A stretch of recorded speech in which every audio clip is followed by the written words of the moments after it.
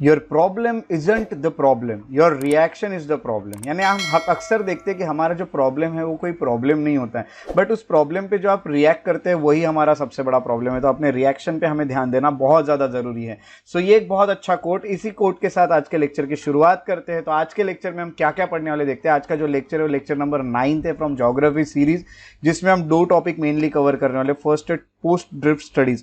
Post drift studies है उसमें हम कन्वेक्शनल करंट थियरी पढ़ने वाले हैं, उसके अलावा मैपिंग ऑफ ओशन फ्लोर पढ़ने वाले। सेकंड जो हमारा टॉपिक है that is ocean floor configuration, जिसमें हम कॉन्टिनेंटल मार्जिन्स क्या होती है, बायोस्फीयर प्लेन्स क्या होती है और मिड ओशनिक रिजेस क्या होती है, ये हम स्टडी करने वाले। सो चलिए स्टार्ट करते हैं हम फर्स्ट टॉपिक से, that is post drift studies. So जैसे कि हमने प्रीवियस लेक्चर में पढ़ा था अल्फ्रेड वेगनर की कॉन्टिनेंटल ड्रिफ्ट थ्योरी, तो उनकी ड्रिफ्ट थ्योरी आने के बाद और भी कुछ स्टडीज की गई। वो स्टडीज कौन सी है वो हम यहाँ पे पढ़ने वाले। तो सबसे पहले मैं आपको वेगनर की जो थ्योरी थी उसके बारे में एक चीज ये बता दूं कि वेगनर जो थे उन्होंने ये बोला था कि जो मूवमेंट हो रही है, कॉन्टिनेंट जो ड्रिफ्ट कर रहे हैं, वो ड्रिफ्ट दो चीजों के कारण होते हैं, ऐसा वेगनर कहते हैं, जो कि हमने पिछले इसमें देखा था। एक होता है पोल फ्लिंग, जिसके कारण ये ड्रिफ्ट हो रहे हैं, और दूसरा हमने जो देखा था वो था टाइडल फोर्स।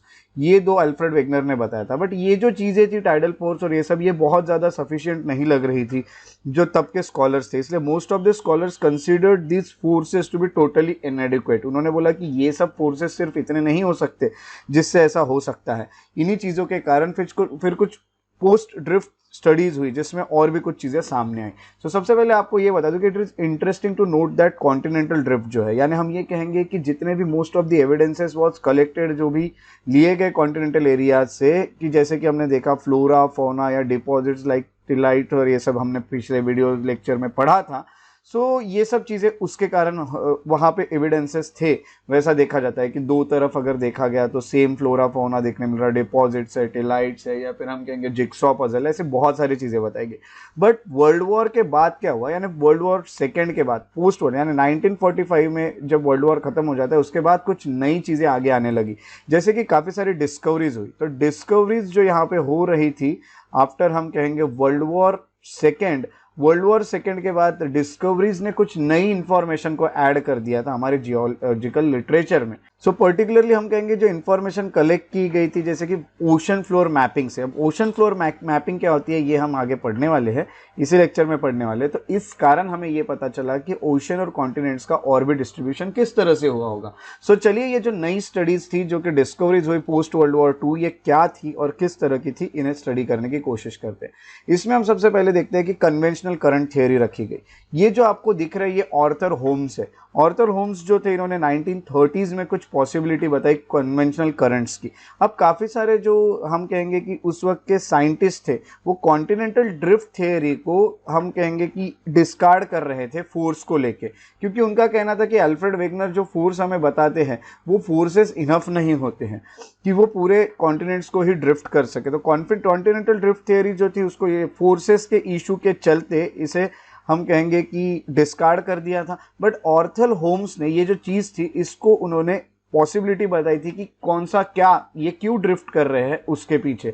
सो ये यहाँ पे कहते हैं कि कन्वेक्शन करंट जिसके कारण ये हमें देखने मिल रहा है। अब सबसे पहले ये देख लेते हैं कि ये जो कन्वेक्शन करंट है ये बनता कैसे। तो ये करंट जनरली कैसे बनता है, तो मैं आपको ये बता दूं कि जो थर्मल डिफरेंसेस यानी टेम्परेचर में जो डिफरेंसेस देखने मिल रहे हैं मेंटल के पोर्शन में, उससे बनता है। अब सबसे पहले हम एक एग्जांपल लेते हैं हमारे डे टू डे लाइफ का, एक एग्जांपल कन्वेक्शनल फोर्स का, कन्वेक्शनल करंट्स का। अगर आप किसी बाउल में रख के कोई पानी को उबालोगे, if you boil some water, नीचे से आप हीट दे रहे हो और इसको बॉईल कर रहे हैं, यानी नीचे से कुछ गर्म है, जैसे आपको पता है आउटर कोर, इनर कोर, ये सब बहुत हीट प्रोवाइड कर रहा है ऊपर मैंटल को। सो जब ये होगा तो ये पानी उबलने लगता है। आपको बताइए बॉईल होता है तो ऊपर ऊपर आने लगता है, इसको और बॉईल करोगे तो ये इस तरह से नीचे गिरने लगेगा, यानी यहाँ पे जो बन रहे हैं ये है करंट्स। सो इस तरह से ये ओशनिक करंट्स यानी सॉरी कन्वेक्शनल करंट्स बनते हैं। यानी कन्वेक्शनल करंट यानी आप देखोगे जब हीट नीचे से प्रोवाइड की जाती है, जब ये गर्म होते रहता है तो यहाँ पे करंट्स डेवलप होते हैं इस तरह के। सो उसी तरह यहाँ पे भी देखा जाएगा कि जो रेडियो एक्टिव एलिमेंट्स हैं नीचे, सो ये जो रेडियो एक्टिव एलिमेंट्स होते हैं ये कुछ टेम्परेचर में डिफरेंसेस देखने मिलते हैं मेंटल पोर्शन में। अब इन कारण जो टेम्परेचर में डिफरेंसेस देखने मिल रहे हैं तो यहाँ पे जो बन रहा है वो कन्वेक्शनल करंट बन रहा है। सो होम्स ये कहते हैं कि यहाँ देखिए ये जो कन्वेक्शनल करंट है इस तरह से ये मूव करते रहता है, ये जब मूव होते रहेगा। सो इनमें ऑर्थर होम्स ने ये कहा है कि that there exist a system of such current in entire mantle portion है, और पूरे मैंटल में ये सब हो रहा है। और ये जो अटेम्प्ट था ये एक्सप्रेशन देता है, एक एक्सप्लेनेशन देता है कि फोर्स का इशू यहाँ पे सॉल्व किया जा सकता है, क्योंकि ये मूव कर रहे। तो मूव कैसे कर रहे, देखिए कन्वेक्शनल करंट यहाँ पे मूव हो रहे, कन्वेक्शनल करंट के साथ यहाँ पे जो स्लैब है यानी ऊपर का जो पोर्शन है ये यहाँ पे मूव कर जा रहा है, और यहाँ पे जो दूसरे कन्वेक्शनल करंट बने हैं ये इसको यहाँ मूव कर रहे हैं, यानी ये दोनों एक दूसरे से दूर जा रहे हैं। जब ये दोनों एक दूसरे से दूर जा रहे हैं तो यहाँ पे एक रिज बन रही है। रिज और ये सब क्या होता है ये आगे हमें पढ़ना ही है, बट फिलहाल आपको इतना बता दूं कि ये कन्वेंशनल करंट जो है इसके कारण मूवमेंट हो रही है। ये आर्थर होम्स ने बता के जो कमी देखी जा रही थी स्कॉलर्स के द्वारा कॉन्टिनेंटल ड्रिफ्ट थ्योरी में, उसे पूरा करने की कोशिश की आर्थर होम्स ने। आर्थर होम्स कौन थे, तो ये एक ब्रिटिश जियोलॉजिस्ट थे। ये चीजें कुछ आपको याद रखनी है। उसके बाद जैसे कि मैंने आपको बोला था कि हमें द ओशन फ्लोर मैपिंग ये क्या होती है मैं आपको ये बताऊंगा। तो ओशन फ्लोर मैपिंग के तरफ जब हम आते हैं तो ओशन फ्लोर की यानी डिटेल्ड रिसर्च हुई ओशन कॉन्फ़िगरेशन पे, यानी ओशन है कैसा अंदर से। जब ये इस पे डिटेल्ड कुछ रिसर्च हुई तो इससे रिवील हुई एक नई चीज़ कि ओशन फ्लोर जो है वो एक प्लेन नहीं है, ऐसा सीधा सीधा नहीं है। अंदर ये सपोज ये ओशन है, ये ओशन के अंदर का जो पोर्शन है नीचे का ये प्लेन नहीं होता है, but it is full of relief. तो इसमें कुछ रिलीफ देखे जाते हैं, यानी हम कहेंगे एक्सपीडिशंस हुए, यानी काफ़ी सारे रिसर्च हुए। काफ़ी जैसे जर्मनी ने भी काफ़ी सारे सबमरीन्स यूज़ की तो उनको भी पता चला कि अंदर जो है वो प्लेन नहीं है। सो ये सब एक्सपीडिशंस हुए, और एक्सपीडिशन के बाद एक ओशन फ्लोर ये इसके बारे में पता चलता है। वर्ल्ड वॉर सेकेंड में हमें ये चीज़ें पता चलती है, डिटेल्ड पिक्चर मिल जाता है ओशन रिलीफ्स का, जिसमें ये पता चलता है कि ओशन के अंदर तो कुछ माउंटेन रेंजेस भी है, तो सबमर्ज माउंटेन रेंजेस भी पाई जाती है ओशन के अंदर।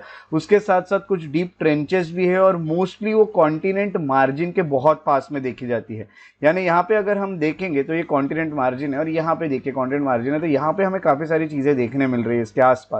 सो यहाँ पे देखिए जो ऊपर आया हुआ पोर्शन है वो लैंड बन जाता है, बीच में कोई आइलैंड ऊपर आया है, तो ये आइलैंड जो है ये कोई फ्लोट नहीं कर रहा है, ये आइलैंड हम कहेंगे कि नीचे का ही कुछ पोर्शन है जिससे बना हुआ है। अब यहाँ पे मैग्मा है, ये मैग्मा कंटिन्यू अगर यहाँ पे देखेंगे तो यहाँ से भी इरप्शन होते रहते हैं, और यहाँ पे भी नए नए चीज़ें बनते रहती हैं। सो ये सब चीज़ें हमें देखने मिलती है इस ओशन में। ओशन जो है वो पूरी तरह से प्लेन नहीं है, ये हमें पता चला। अब ये पता चलने का जो मिड ओशनिक रिजेस है ना, are found to be most active in terms of volcanic eruptions. ये रिजेस और ये सब हमें आगे जाके पढ़ना है, फिलहाल आपको एक बेसिक आइडिया लेना है पहले क्या क्या ये कैसे हुआ। सो मिड ओशनिक रीजस, अब मिड ओशनिक रीजस ये बहुत एक्टिव यहाँ कहीं है। जो mapping of the ocean floor है उसमें कुछ स्टडीज ने, कुछ रिसर्च ने, जिसमें हम देखते हैं कि ये देखिए मिड ओशनिक रेंजेस, ये जो रीजस, ये जो मिड ओशनिक रीजस है यहाँ से हम कहेंगे कि ये एक्टिव है। यहाँ पे इरप्शन हो रहे हैं, वोल्केनिक इरप्शंस यहाँ पे होते रहते हैं, और इरप्शन होने के कारण यहाँ पे कुछ चीज़ें बनते जाती है। अब ये चीज़ें अगर बन रही है, इरप्शन होते हैं, फिर यहाँ पे कुछ रॉक्स देखने मिलते हैं वोल्केनिक टाइप के। सो इसमें भी आए तो dating of rocks from oceanic crest revealed the fact that they are much younger than the continental areas. अब दो जगह पे आते हैं, एक आते हैं ओशनिक क्रस्ट में। अब यहाँ पे ओशनिक क्रस्ट जब देखा गया और यहाँ के जब रॉक्स को स्टडी किया गया, सबसे पहले आपको ये बता दूं, देखिए यहाँ के रॉक और हम कहेंगे जब यहाँ पे हम कहेंगे कि कॉन्टिनेंटल एरियाज के रॉक्स, तो कॉन्टिनेंटल एरिया के यहाँ के अगर आप रॉक्स देखो और यहाँ के रॉक्स देखो तो यहाँ के जो रॉक्स है ये काफ़ी यंगर दिख रहे हैं। ये वाले रॉक्स, ये rocks younger age compare to this rocks, यानी यहाँ पे ये रिसेंटली यहाँ इरप्शन हुए हैं और इरप्ट हो के ये पोर्शन ऊपर आते जा रहा है, ये हमें पता चलता है। जबकि यहाँ पे इरप्शन ऑलरेडी हो चुका है, इसलिए यहाँ के रॉक्स पुराने हैं। इसलिए ये जो पॉइंट है इसे अच्छे से याद रखेगा, the dating of the rocks from oceanic crust reveal the fact that they are much younger than continental areas. Continental areas के रॉक्स से ज़्यादा ये है, इसीलिए वहाँ पे हम कहेंगे कि इरप्शंस हो रहे हैं, जिस कारण यहाँ पे इस तरह के लैंड बाहर आते हुए आपको दिख रहे, ऊपर ऊपर होते जाएगा और आएगा तो यहाँ के यंग रॉक आपको देखने मिलेगी। रॉक की डेटिंग्स निकाली जाती है, स्टडीज उसकी होती है, उसके ऊपर रिसर्च होता है, जिससे पता चलता है कि रॉक कौन से कितने पुराने। अगली ये बात देखी गई मैपिंग में ओशन फ्लोर के कि जो रॉक्स है ईदर साइड ऑफ क्रेस्ट के। अब अगर क्रेस्ट की बात करें तो ओशनिक रिजेस के क्रेस्ट क्या होते हैं ये आपको बता देता हूँ। देखिए जैसे मैंने आपको ये बताया कि ये ओशनिक रिज है, यहाँ से इरप्शन हो रहे हैं, इरप्शन होने के बाद यहाँ पे अगर कुछ जो भी चीज़ें बाहर आ रही है उसके बाद ये रॉक्स बन रहे हैं। ये जो रॉक्स यहाँ पे बन रहे हैं तो ये दोनों साइड पे जो रॉक होते हैं इसको क्रेस्ट कहा जाता है। सो ये एक रिज है और यहाँ पे जो देख रहे हैं आप ये है क्रेस्ट। तो क्रेस्ट के दोनों साइड, यहाँ के साइड के रॉक्स और यहाँ के साइड के रॉक्स को जब देखा गया तो यहाँ ऐसा पता चला कि वो इनका जो डिस्टेंस है वो एक जैसे डिस्टेंस पे लोकेटेड है। ये यहाँ का डिस्टेंस और यहाँ का डिस्टेंस एकदम सेम देखने मिल रहा है, तो इक्वी डिस्टेंस पे लोकेटेड है। और दूसरी बात ये देखने मिल रही है कि हम जैसे कि कह सकते हैं कि were found to have remarkable similarities both in terms of constituents and their age। और इनके एज जो है, और देखिए यहाँ पे इनकी जो अगर एज निकालो इस साइड के रॉक्स की और इस साइड के रॉक्स की, तो वो भी सेम देखने मिल रही। इसके अंदर जो भी चीज़ें जिससे रॉक्स बने हैं वो अगर देखी गई तो वो भी सेम देखने मिल रहे। इसका मतलब ये है कि एक वक्त के इरप्शन से ही बाहर आए हुए ये रॉक्स है, यानी ये दोनों साइड पे एक ही तरफ से आए हैं, एक ही हम कहेंगे कि मैग्मा से निकल के यहाँ पे आए हैं। तो ये चीज़ें जो है ये सही निकल गई, ये प्रूव हो गया कि ये करेक्ट है। तो यहाँ पे ये हम कह सकते हैं कि डिस्ट्रीब्यूशन होते जाएगा, तो यहाँ पे इस तरह से ये ऊपर ऊपर आते जाएगा, यहाँ पे भी लैंड ऊपर आती जाएगी। इस तरह से मैपिंग ऑफ ओशन फ्लोर ने और भी कुछ हमें ओशन के बारे में चीज़ें बताई, जिससे और भी चीज़ें बहुत सारी क्लियर होने लगी। तो कन्वेंशनल करंट थियोरी की बात करें या मैपिंग ऑफ ओशन फ्लोर की बात करें, तो ये चीज़ें हमें बहुत अच्छे से एक तरह से पता चली रिसर्च के कारण कि किस तरह से ये सब हो रहा है। जो भी अल्फ्रेड वेगनर भी कह रहे थे वो भी चीज़ें यहाँ पे काफ़ी क्लियर हो गई, और काफ़ी सारे हमारे डाउट्स भी क्लियर हो गए जब यहाँ पे डिटेल्ड रिसर्च हुई। सो ये जो पोर्शन हमने पढ़ा ये पोस्ट ड्रिफ्ट स्टडीज़ का था, जिसमें हमने दो तरह की चीज़ें यहाँ पे पढ़ी, जैसे कि आपको पता है कन्वेक्शनल करंट थियोरी यहाँ पे पढ़ी और एक ओशन मैपिंग हमने पढ़ा। सो ओशन मैपिंग और ये दो चीज़ें हमने पढ़ी, कन्वेक्शनल करंट थियोरी और मैपिंग ऑफ ओशन फ्लोर। सो उसके बाद हमें जिस पोर्शन को पढ़ना है वो है आज का next, that is ocean floor configuration. अब अगर हम ओशन फ्लोर कॉन्फ़िगरेशन की बात करें, यानी आपको ये जो ओशन का फ्लोर दिख रहा है इसकी अगर बात करें तो इसके बारे में कुछ चीज़ें पता चली। जैसे ओशन फ्लोर जो है may be segmented into 3 major division. ऐसा बताया गया कि इसमें 3 डिवीजन्स मेनली देखने मिलते हैं। एक होते हैं कॉन्टिनेंटल मार्जिन्स, यानी कॉन्टिनेंटल मार्जिन्स हमें कुछ देखने मिलते हैं। उसके अलावा हमें कुछ डीप सी बेसिन्स यहाँ पे देखने मिलते हैं, तो डीप सी में कुछ बेसिन्स देखने मिल रहे हैं। और उसके साथ साथ हमें कई मिड ओशन रिजेस देखने मिल रहे हैं, तो इस तरह के मिड ओशन रिजेस भी देखने मिल रहे हैं। यानी ये सब चीज़ें हम यहाँ पे देख सकते हैं यहाँ, और इसको थोड़ा सा हम देख लेते हैं कि इसे किस तरह से स्टडी कराया जाता है। सो यहाँ जो डिविजन्स बताए थे उनको एक एक करके स्टडी कर लेते हैं। तो सबसे पहले आपको ये बता दूं कि यहाँ पे कॉन्टिनेंटल मार्जिन्स होती है। कॉन्टिनेंटल मार्जिन्स कहाँ होती है तो ये बता देते हैं। तो कॉन्टिनेंटल शोर्स जो होते हैं वहाँ से लेके तो डीप सी बेसिन्स तक का जो ट्रांजिशन होता है, उसका जो एरिया होता है उसे कॉन्टिनेंटल मार्जिन कहा जाता है। चलिए उस जो इमेज है उसमें अच्छे से देख के इसको समझने की कोशिश करते हैं। अगर मैं बोलूँ कि यहाँ पे हमारा कॉन्टिनेंटल शोर है, तो कॉन्टिनेंटल शोर से आप आइए और यहाँ तक आ जाइए, पूरे हम कहेंगे बेसिन तक।